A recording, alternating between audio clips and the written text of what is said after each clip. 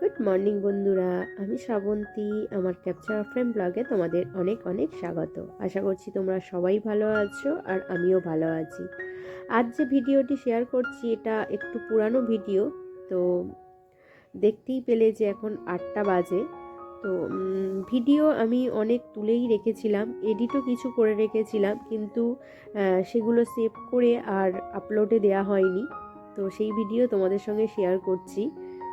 তো চলো, সকাল সকাল পুজোটা সেরে নিয়েছি আর এখন কর্তামশাই আর আমার জন্য দুজনের জন্য একটু চা করে নিচ্ছি। তো আজকে হচ্ছে এক বন্ধুর বাড়ি, মানে বন্ধু, আমার মেয়ের বন্ধু, আর তার মা বাবারাই এখন আমাদের বন্ধু হয়ে গেছে। তো তাদের বাড়িতে লক্ষ্মীনারায়ণের পুজো আছে, তো রাতের নিমন্ত্রণ আছে। তো ওর বাবা যেতে পারবে না, বলেই দিয়েছে আমি আর মেয়ে যাব।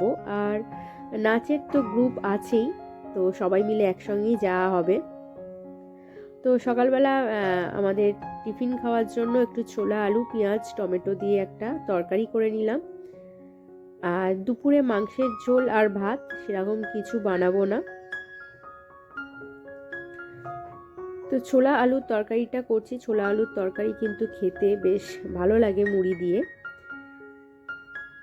তো টিফিনটা করার পর একেবারে চলে এসেছি রান্নাঘরে আলুগুলো, সবজি আমি সমস্ত কিছু যা যা কাটাকুটি করার কেটে নিয়েছিলাম, সেগুলো আর তোমাদের সঙ্গে শেয়ার করিনি। আর এখন মাংসের জন্য আলুটা ভেজে নিচ্ছি আর মাংসটাকে একটুখানি ম্যারিনেট করে রাখবো। ছোলা আলুর তরকারিটা মোটামুটি কমপ্লিট হয়ে গেছে। আর এখানে মাংসটাকে জাস্ট একটুখানি টক দই দিয়ে ম্যারিনেট করে রাখবো, আর বেশি কিছু দেব না।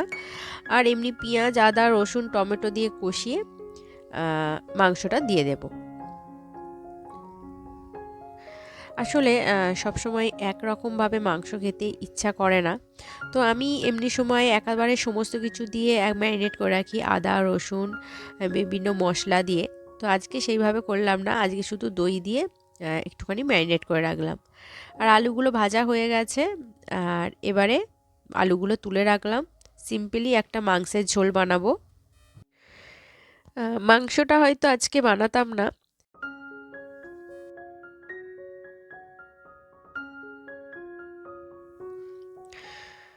তো হচ্ছে মাংসটা বানালে ওবেলা, মানে কর্তামশাইয়ের জন্য আর রাতের দিকে সেরকম কিছু কিনে আনতেও হবে না, জাস্ট ও রুটিটা নিয়ে চলে আসবে, মাংসটা তো করা থাকবে।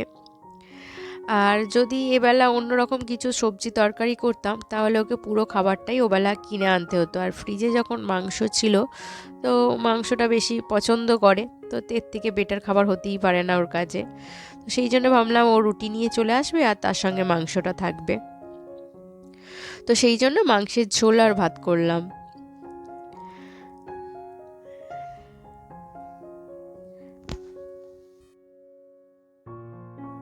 আসলে কোথাও বেরোনোর থাকলে তখন কিন্তু আর রান্না বান্নার দিকে অতটা মনোযোগ থাকে না।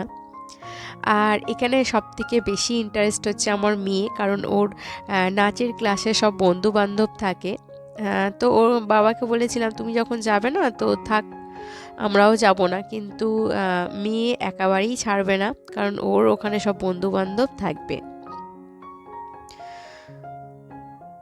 তো এখানে দেখো আমার মাংসের ঝোলটা করা কমপ্লিট হয়ে গেছে। আর সকালবেলা যেসব বাসনগুলো মাজা হয়েছে, তো সেই বাসনগুলোও ছিল, সেগুলোকেও গুছিয়ে রাখলাম।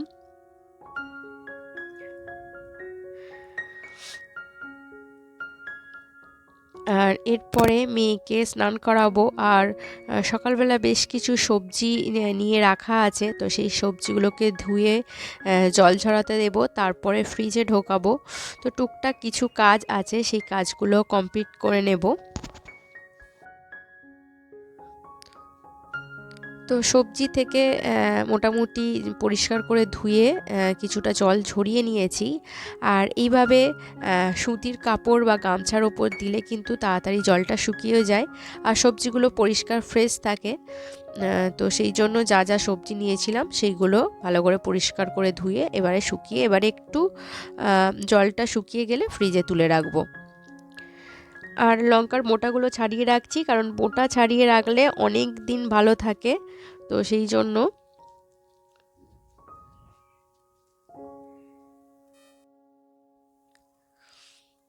আর জলের জায়গাগুলো মানে বোতলগুলো সব এখানে ওখানে ছড়িয়ে ছিটিয়ে রাখে, তো সেই জন্য এরকম একটা বক্সের মধ্যে রাখি, যাতে ছড়িয়ে ছিটিয়ে না রাখে, একটা ছোট্ট জায়গার মধ্যে সমস্ত কিছু রাখা হয়ে যায়।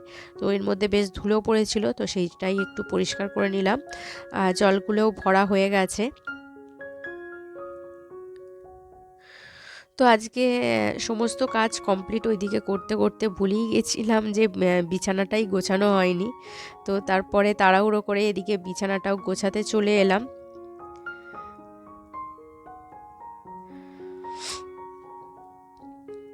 তো মোটামুটি আমাদের বিছানা গোছানো কমপ্লিট হয়ে গেছে। আর দুপুরবেলা মোটামুটি মেয়েকে স্নান করিয়ে খাওয়া দাওয়া কমপ্লিট করে নিয়েছি।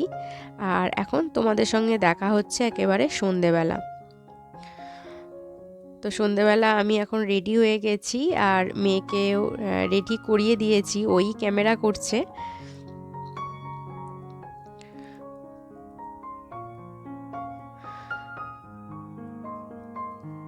আসলে শাড়ি তো খুব একটা পরা হয়নি, আর বেশ একটু ঠান্ডা আছে বলে এই ফুল হাতা ব্লাউজটা পরেছি। তো এটা বেশ মানে 3/4 হাতা আছে। মোটামুটি এই হচ্ছে আমার লুক। আর এদিকে মেয়েকে একটা পিঙ্ক ফ্রক পরিয়েছি, দাঁড়াও দেখাই তোমাদের। এই যে আমাদের মহারানী।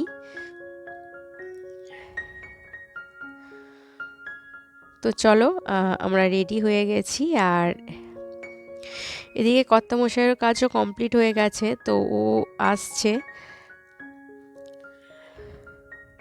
তো সেই জন্য আমাদের বেশ কিছুক্ষণ বসে থাকতে বললো, ও একটু পৌঁছে দেবে। তো ততক্ষণে আমরা একটু ভিডিও করে নিচ্ছি আর কি। তো ফটো সেশন চলছিল। তো একেবারে আমরা বাইরের গেটে চলে এসেছি। আর ওর বাবা এলেই চাবিটা দিয়ে আমরা চলে যাব। আর আজ পূর্ণিমা, পুরো চাঁদটাকে দেখা যাচ্ছে, দেখো ভীষণ সুন্দর লাগছে একেবারে। আর এই যে আমরা সবাই এসে এখন ওয়েট করছি, বেশ কিছু জন এখনও আসেনি, তারা এলেই সমস্ত কমপ্লিট, সবাই গ্রুপের সমস্ত লোকজন কমপ্লিট হয়ে গেলেই আমরা চলে যাব। তো এখানে আমাদের প্রত্যেকের হাজব্যান্ডেরও নিমন্ত্রণ ছিল। তো আমার বর আসেনি, তো কি আর করা যাবে। তো চলো। আর পুজো বাড়ির জন্য কি গিফট নেওয়া হয়েছে সেটা তোমাদের দেখাতে পারিনি, কারণ গ্রুপেরই একজন সে কিনতে গিয়েছিল, আর পুরো প্যাকেট হয়ে গেছে বলে, মানে প্যাকেট করে ফেলেছে বলে একেবারে গিফটের কাগজ দিয়ে। তো আমরা বললাম আর দেখাতে হবে না, থাক। তো আমাদের বাড়ি থেকে একটা স্টপেজ পরেই হচ্ছে এই যে নিমন্ত্রণ বাড়িটা যাচ্ছি, মানে পুজো বাড়ি যাচ্ছি। তো বাচ্চাগুলোকে বাবাদের গাড়িতে তুলে দেওয়া হয়েছে, আর আমরা এখানে হেঁটে হেঁটে চলেছি। তো এইখানটা বেশ অন্ধকার, ওই জন্য ভিডিওটি ভালো করে খুব একটা তোলা যায়নি।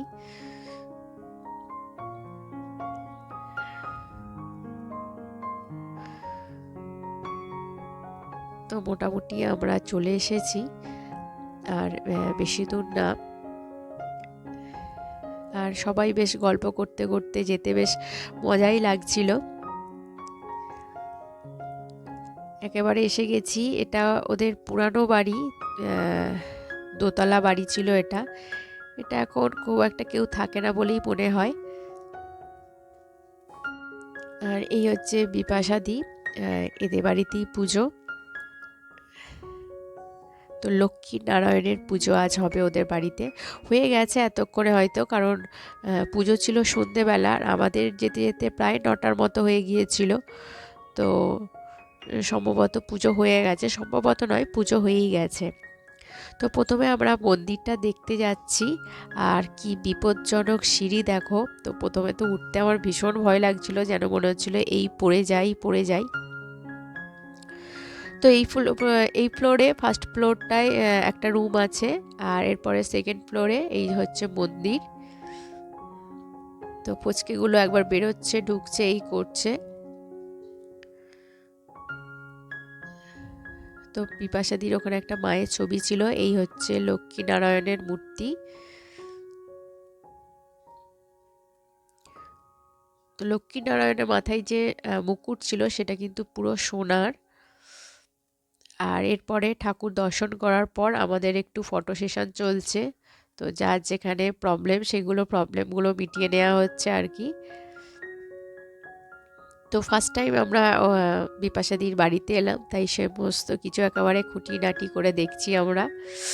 জাস্ট মজা করছিলাম, এমনি দেখছিলাম সবাই মিলে আর কি।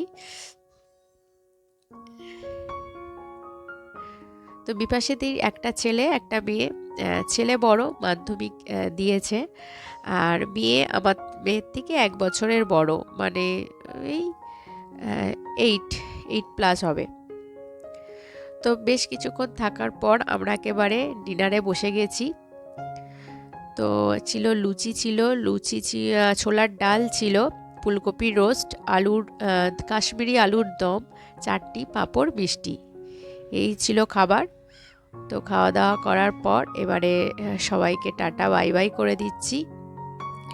আর এরপরে আমরা দেখতে এসেছিলাম যে কি বাজি ফাটছে। তো বেশ সুন্দর লাগছিল। তো বন্ধুরা, আজকের ভিডিও এই পর্যন্ত। যদি ভিডিওটি ভালো লেগে থাকে তাহলে অবশ্যই একটা লাইক কমেন্ট করে দিও, আর আমার চ্যানেলে যদি নতুন বন্ধু হয়ে থাকো তাহলে অবশ্যই একটা সাবস্ক্রাইব করে দিও। তো আজকের মতো টাটা বাই বাই।